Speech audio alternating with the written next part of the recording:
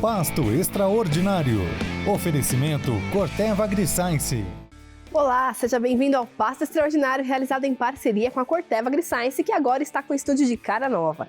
No programa de hoje você vai ver uma análise sobre a Conferência Mundial do Clima e o reflexo desse encontro para o agro brasileiro. Também vamos falar sobre o desenvolvimento da produção de carne a pasto no estado do Acre, que possui um rebanho bovino de mais de 3.800.000 cabeças. Além disso, uma especialista vem explicar quais são os prejuízos que uma pastagem degradada pode ocasionar para a sua atividade e também para o meio ambiente. E ainda, vamos conhecer como um pecuarista vem promovendo a recuperação de mata ciliar em 6 propriedades da família e quais têm sido os benefícios dessa ação. Tudo isso, a partir de agora, você confere no programa de hoje, então fique com a gente.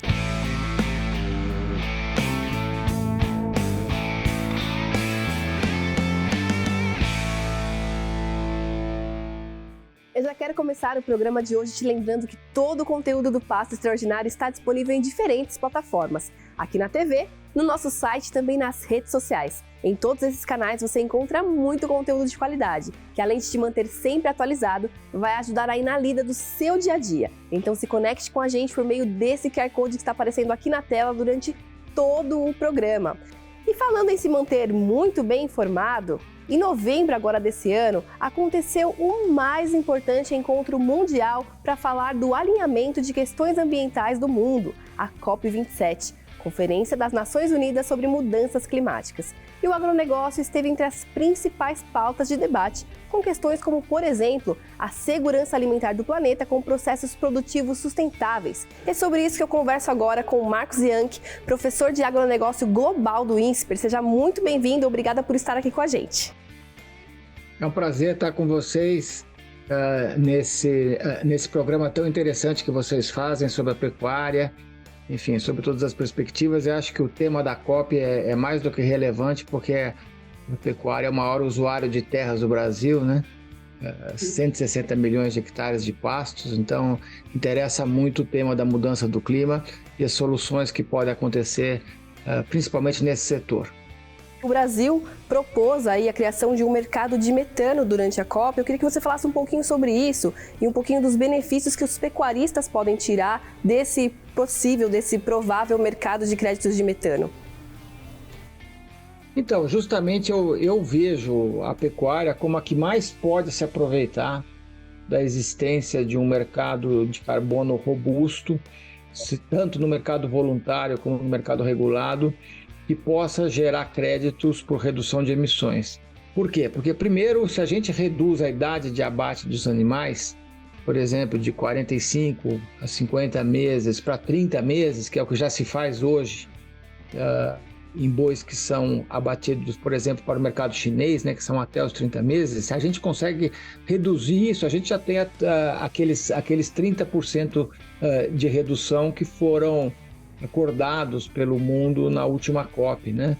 E depois, fora isso, quer dizer, com a intensificação do pasto e do gado, e aqui eu estou falando da gente fazer a integração lavoura-pecuária e também fazer 2 safras por ano e melhorar a qualidade do pasto, integrado com a agricultura e mesmo com florestas plantadas, todo o potencial de mudança de dieta dos animais, enfim, existem inúmeras tecnologias que podem ser adotadas pelo pecuarista que vão levar a uma redução das emissões de gases de efeito estufa. Eu acho que a questão que é colocada pelo produtor é que ele vê o mercado de carbono e vê a questão da mudança climática como mais uma espada, mais uma penalização que ele terá, né, de cumprir, né, por exemplo, em relação a reduzir as suas emissões. Isso daí obviamente tem custos, mas ele não vê a oportunidade, e essa oportunidade tem que acontecer exatamente premiando aquele produtor que intensifica a produção,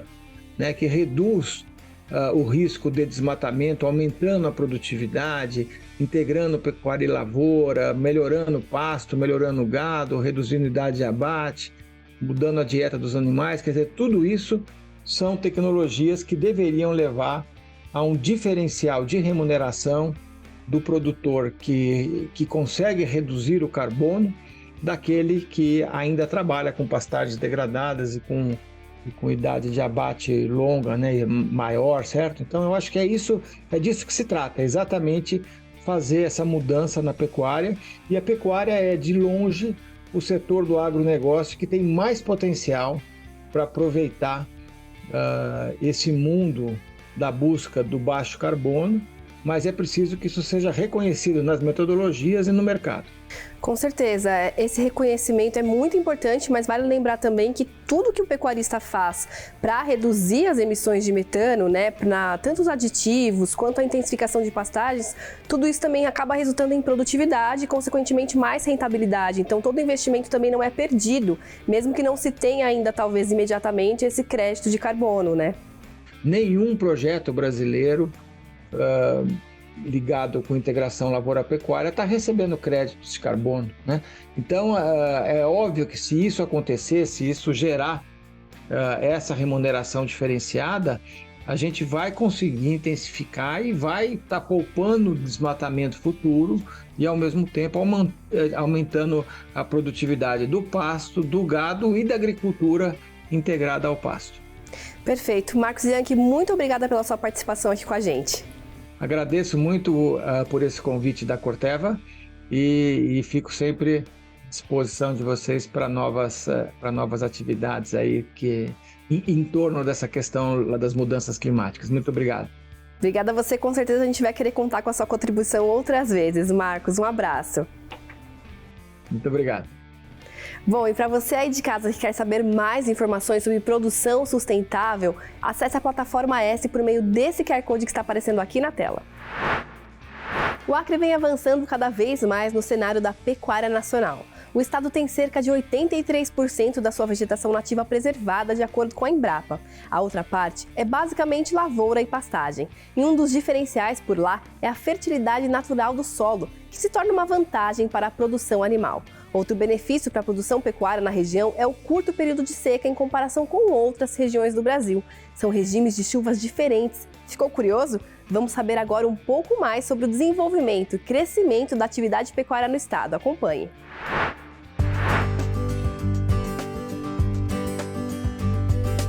O estado do Acre ele tem um rebanho, em termos de melhoramento genético, muito bom.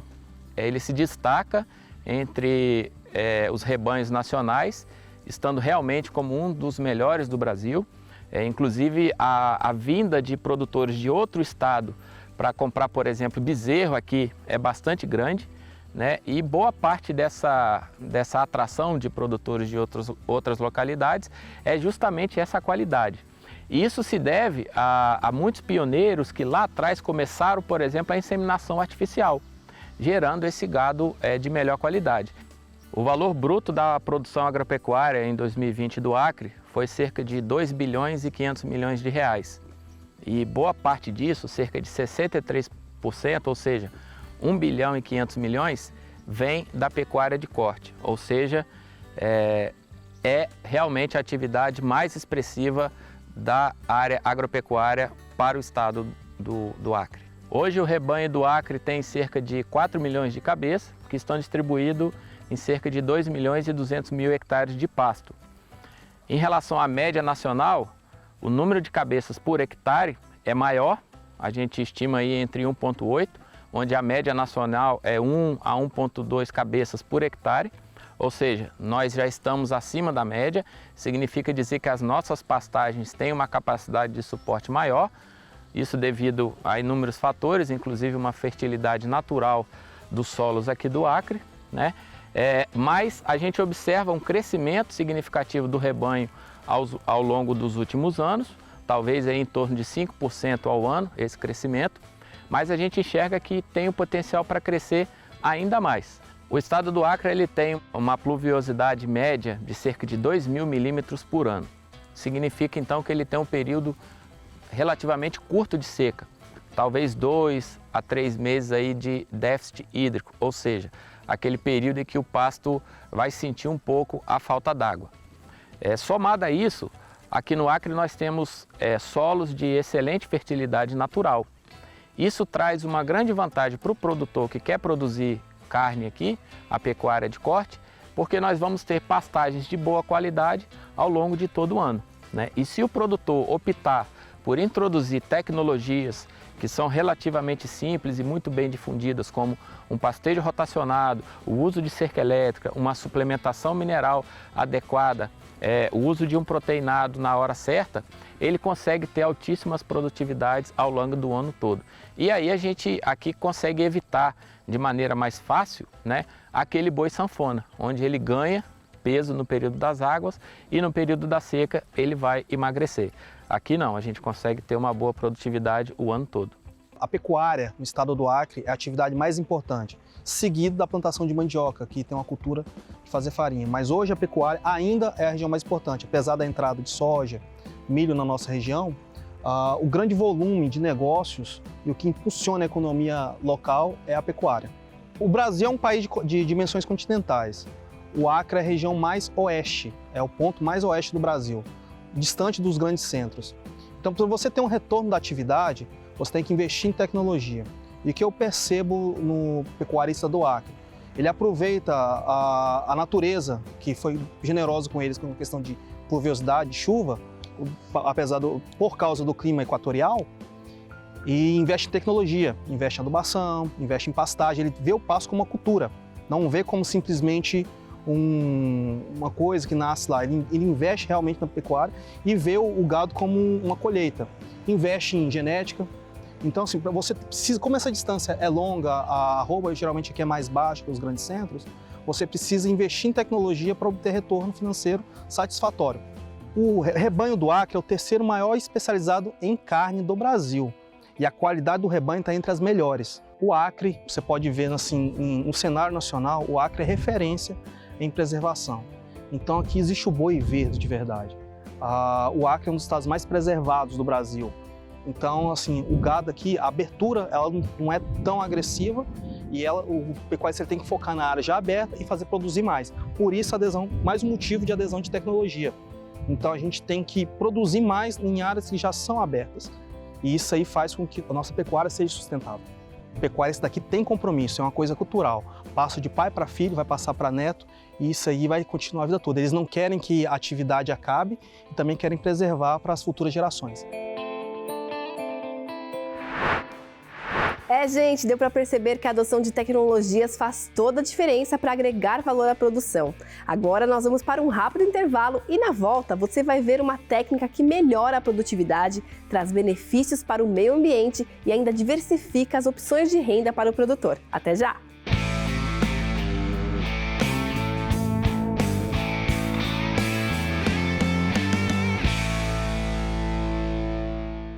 Estamos de volta com o Pasto Extraordinário para entender agora como uma pastagem degradada pode gerar altos custos e impactar a saúde financeira da sua atividade pecuária, fora os prejuízos para o meio ambiente. Para conversar com a gente sobre isso, eu falo agora com a Janaína Martuscello, zootecnista especialista em pastagens. Seja muito bem-vinda aqui com a gente, Janaína. Muito obrigada pela sua participação. Eu que agradeço. É um prazer enorme estar aqui com vocês. Que isso, prazer é todo nosso. Janaína, e partindo para a primeira pergunta, eu queria que você explicasse para a gente como então as pastagens podem gerar prejuízo para o bolso do produtor e também aí para a preservação dos recursos naturais. Essa é uma pergunta bastante interessante e é importante que a gente alerte os pecuaristas em relação a ter pastos degradados nas suas fazendas. Isso vai trazer prejuízos não só em relação à valorização da terra. Hoje, terra é um recurso que está cada vez mais escasso e por isso a gente precisa trabalhar melhor a nossa terra. Animais que estão em pastagens degradadas, eles são animais que desempenham muito pouco. A gente sempre acha que pode trabalhar com uma taxa de lotação mais alta e isso é um dos principais casos de degradação, não respeitar a taxa de lotação. Então a gente tem às vezes uma taxa de lotação que está muito além do que o pasto pode suportar e nós vamos ter então animais que vão ter baixíssimo desempenho.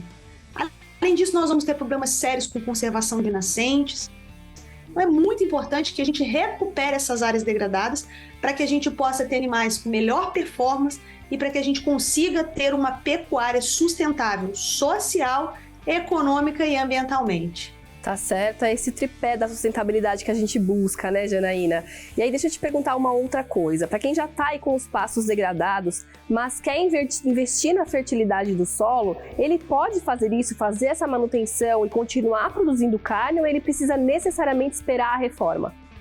Não, ele não só pode, como ele deve. Porque dependendo do tamanho da propriedade, dependendo do nível de degradação, nós vamos dividir essa fazenda até por uma questão relacionada a custo, para que a gente consiga fazer, né, uma reforma dessas áreas de forma paulatina, ou seja, cada ano nós vamos fazer uma reforma de uma parte dessa fazenda, porque senão o custo vai ficar muito elevado. Então é importante que a gente faça um planejamento de onde nós vamos atacar.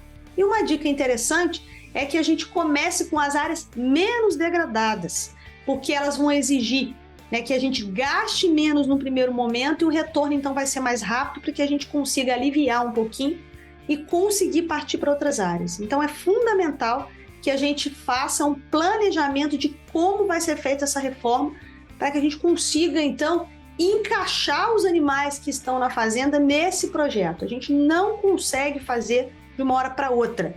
É importante o planejamento para que se tenha sucesso em todo esse processo de recuperação de áreas degradadas. Muito importante essa dica, Janaína. Inclusive, eu queria uma outra dica sua, no sentido assim, para extrair o máximo do potencial da pastagem sem degradar, o que o pecuarista precisa fazer? Essa pergunta é interessantíssima. O que o pecuarista precisa fazer é respeitar a capacidade de suporte do pasto. Mas o que é isso? O que é a capacidade de suporte? A capacidade de suporte de um pasto é a taxa de lotação que você pode colocar nesse pasto sem que você o degrade. Ou seja, quantos animais eu vou poder colocar para que meu pasto não fique rapado? Esse é um dos erros mais comuns da nossa pecuária. O pecuarista erra muito no ajuste dessa taxa de lotação. Eu costumo dizer que a taxa de lotação sozinha, ela não me diz muita coisa. Então a gente precisa aprender a calcular a capacidade de suporte dos nossos pastos. A altura de manejo tem sido uma estratégia, uma ferramenta muito importante para a gente fazer esse ajuste. Então, para quase todas as plantas forrageiras disponíveis hoje, para quase todos os capins, nós já temos essas alturas. Então, quando o pasto começa a rebaixar demais, o que a gente tem que fazer é tirar gado. Se o pasto sobe demais, a gente tem que colocar gado ou separar uma área para conservar, né? Que no período das águas a gente tem sobra de forragem, a gente pode usar estratégias para usar, né, essa sobra de forragem durante o período seco. Então, respondendo a sua pergunta e deixando a dica, vamos aprender a calcular a nossa capacidade de suporte. Eu tenho que fazer uma relação entre a oferta de pasto e a demanda. Quanto eu tenho de capim para ser oferecido para o meu rebanho e quanto o meu rebanho vai comer. Então, essas duas coisas têm que casar. Aí sim eu ajusto a taxa de lotação e não degrado o meu pasto. Tá certo, muito boa essa dica, essa maneira prática, né, para os pecuaristas conseguirem calcular realmente aí essa taxa de lotação e essa capacidade de suporte. Muito obrigada por enquanto, Janaína, foi um prazer conversar com você. Eu agradeço, um abraço a todos. Outro. Bom, e para você aí que está nos assistindo, eu quero te convidar para acessar o Pasto Extraordinário. Por lá vocês encontram mais dicas para cuidar bem das pastagens e fazer uma intensificação da sua produção a pasto. É só acessar o QR Code que está aqui do lado. O Código Florestal Brasileiro é uma das legislações ambientais mais rígidas do mundo. Ele determina, por exemplo, a preservação de vegetação nativa nas propriedades rurais e também que todas as fazendas tenham uma área mínima de reserva ambiental de acordo com o bioma em que estão inseridas. Então agora, vamos conhecer um pouco da história do pecuarista Brás, que como muitos produtores rurais, veio de uma criação onde a pecuária já era muito presente nas atividades da família. Hoje, ele tem dado sequência a essa vocação e ido além, com um trabalho para a recuperação de mata ciliar em todas as propriedades da família. Acompanhe.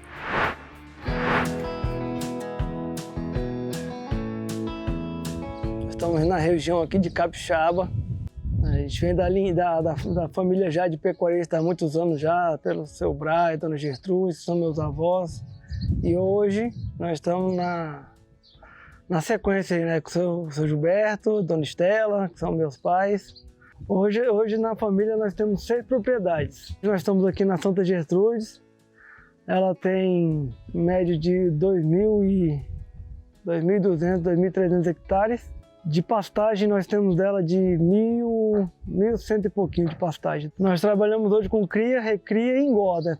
Nós fazemos o ciclo todo da pecuária.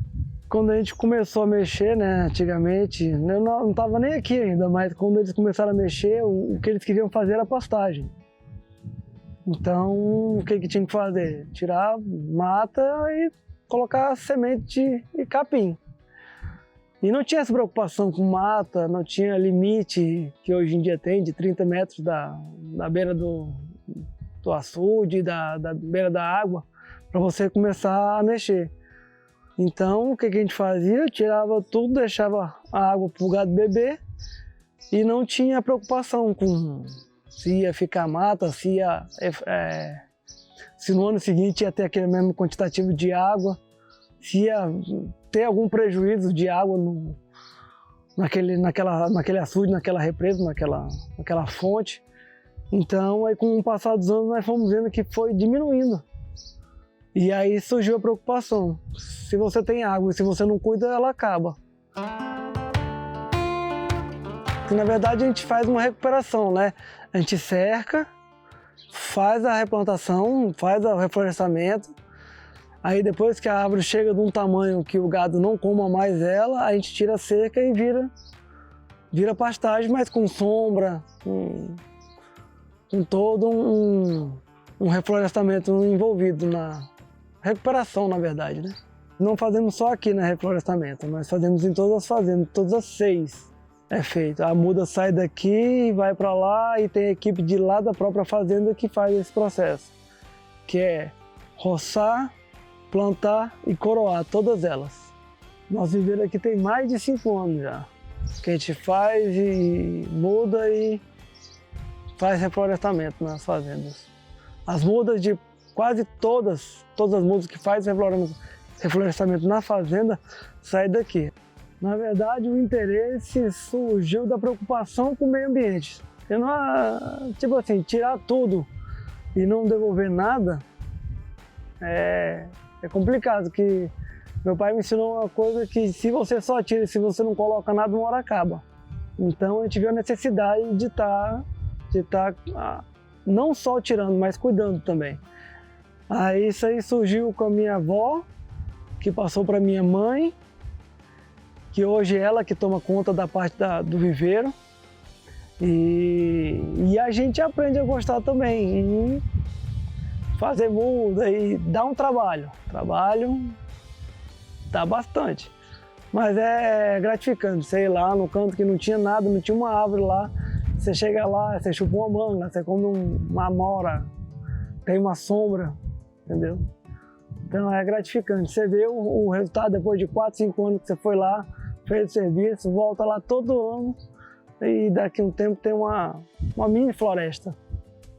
O impacto positivo para a gente aqui foi que a gente está fazendo a nossa parte, né? Está cuidando, entendeu? E quando vem algum vizinho aqui e tal, a gente fala da história, conta os benefícios, conta que ajuda muito a manter a água para ter sombra para o gado, entendeu? E quando vem algum vizinho aqui, a gente tenta mostrar para ele, a gente mostra o viveiro, mostra a facilidade que é fazer uma muda, entendeu? Não é coisa de 7 cabeças, que você mesmo pode estar fazendo lá na sua fazenda, na sua propriedade. E está cuidando do meio ambiente para poder, mais para frente, ter alguma coisa para poder mexer, né? Para poder trabalhar, de cuidar para você poder ter daqui 10, 15, 20 anos, poder ter a sua terra produtiva ainda, né? A gente espera construir, não digo construir, mas cuidar mais, né? Muita coisa para fazer ainda aqui nas fazendas. De reflorestamento e cuidar da água, cuidar do meio ambiente. Porque dá para coexistir a pecuária, a lavoura e o meio ambiente.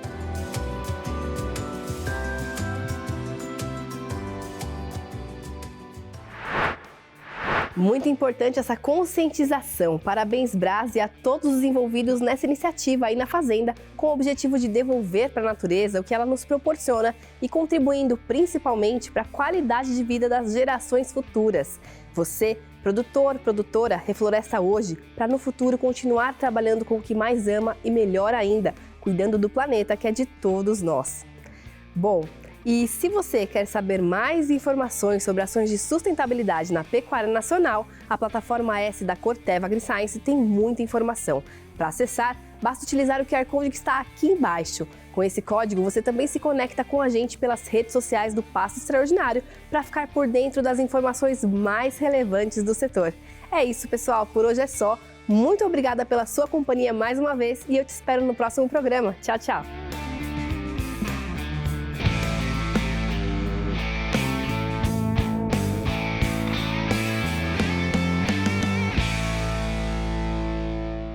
Oferecimento Corteva AgriScience.